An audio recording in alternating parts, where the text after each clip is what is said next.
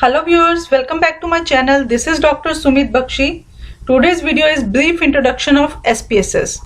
If you know nothing or very less about SPSS and you want to learn it step by step, then this video is first step for you. In this, I will start from basics and my future videos on SPSS will be much more advanced. So to start with, what is SPSS? SPSS is a statistical package for social sciences. It is a popular program used for data analysis. It analyzes really complex data in very easy manner, which is otherwise hard to handle manually. In SPSS, it is easy to analyze data, but for this you need to enter the variables and its properties in a right way.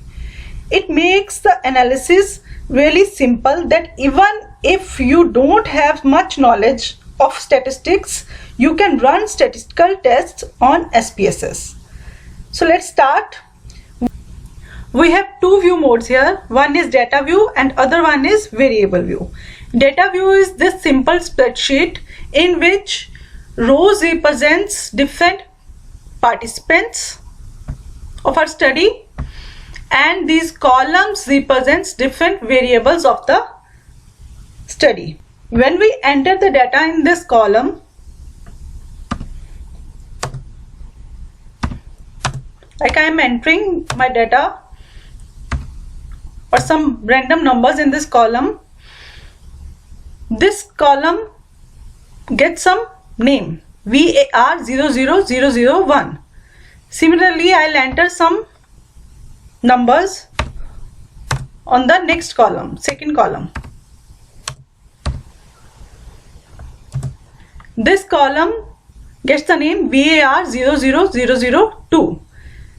It means first column is dedicated to first variable and this second column is dedicated to second variable, and its properties are set by default setting of SPSS. Now this becomes confusing while interpreting output of SPSS if we have lots of variables, and also these variables may not have default properties. So we need to change the names of and the properties of these variables so that we can change from the variable view. This is the variable view. Here rows represents different variables and these columns represents properties of these variables. So let's begin. I will change the name of first variable. Let's say it's gender. And my next variable is scores in mathematics. Now few things you need to remember in this property. Number one, you can't enter the space in between the name. As I have entered here space in between the name, let's see what happened. SPSS does not allow the space in between the names of the variables. It is showing the notification variable name contains an illegal character. So this is the first thing you need to take care about. Second thing, you can't enter the special characters like hash or and.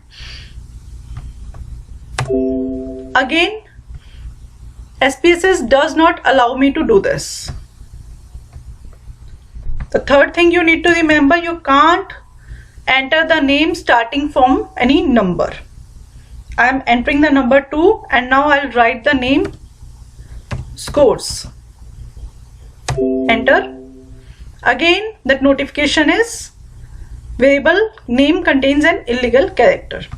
And the fourth thing you need to remember is each variable has a different name. You can't duplicate the names of different variable. If I'll give the same name to my second variable, that is gender, and now I'll enter, again I'll get the same notification.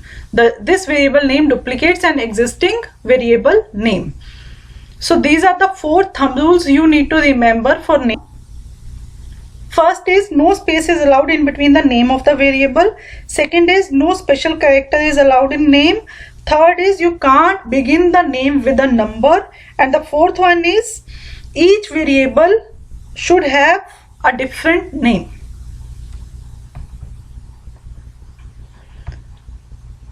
So my second variable is scores in mathematics.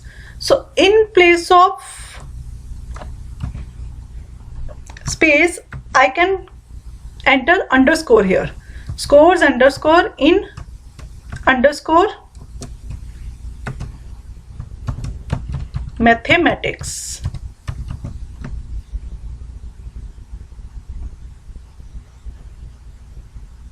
Right? Now I have these two different variables. Next is label.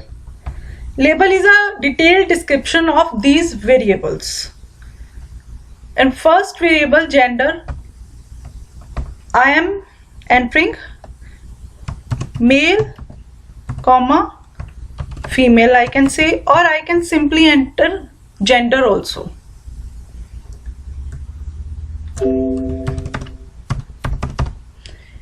In the second, scores in mathematics. It is difficult for me to write this name again and again. I can write any short name also, like test M. M dedicates to mathematics. Test because I will get the scores after conducting a test. Suppose I have a third variable, height. So I can describe the height in label column. Whether I have measured the height in inches or I have measured the height in centimeters. This way you can describe in detail the variables under the column label. Next, move towards the type. This is type of variables. Here we have different types of variables. Normally we work with numeric variables only, but otherwise we can deal with dates also, we can deal with dollars also, we can deal with string variable also. String variable is when we deal with letters or words, but usually we work with numeric variables. That's why SPSS by default have set the numeric variable in the type column, so we'll not change it. Next is width. This width column we need when we deal with string variable. So here in this case we deal with only numeric variables, so we'll not change anything in width column. Now you will wonder, scores in mathematics is numeric, but how come gender be numeric? For this we need to go to the column values. We have to assign numbers to the gender variable. So I can assign any number to any category. I have given the value 1 and label is male. I have given value 1 to male, add, and then value 2 to female. So there is no rule. I can reciprocate it. Also I can give the number 1 to female and number 2 to male, or I can give any other number of my choice to male or female. Then okay. So here we have defined the gender variable in numbers. Scores in mathematics is anyway numeric. We need not to change anything here. Now come to decimals. In gender, we have just defined the variables as 1 and 2. 1 and 2 are whole numbers. So here decimal will be 0. Scores of mathematics, it depends how we collect our data, how we get the scores. If we get the scores like 12.5, 15.5, that means there is one decimal. If we get the scores in whole numbers like 12, 14, 16, that means that's in that case decimal is 0. So here suppose I get the scores in decimals only, 12.5, 15.5, so I'll mark decimal as 1 in this variable. Next, move towards column. I can change the width of the column. If I'll change the number here to 18, I can see in the data view the column of gender variable is wider now. I can simply drag this also in this way, or I can change the width from here under the columns. Next is alignment. I can change the alignment of these numbers or data. If it is, it means my numbers in the data view will be aligned in the right side. In the variable view, if I'll change this to center, then in the data view I can see the numbers are aligned in the center of the column now. So you can see I have put decimals 0 here, so there is not showing any decimal in this case, but I have given 1 decimal in the variable view and the variable scores in mathematics. That means it is showing 1 decimal here, 3.0, 3.0, 3.0.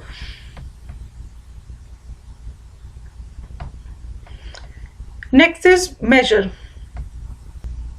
For detailed information, you need to refer my different video, that is scales of measurement. I have given the link in the description below. But here I'll tell you in brief, we have 4 types of scales of measurement. One is nominal scale, second one is ordinal scale, third one is interval scale, and fourth one is ratio scale. Here in SPSS, they've given one category only, scale for interval and ratio scale. So gender is always in nominal scale and scores in mathematics is in ratio scale. That means I'll mark scale here. So for better understanding of this column, please refer my other video, scales of measurement. That's it for today's video. If you have any doubt or if you like my video, do comment below. Thank you.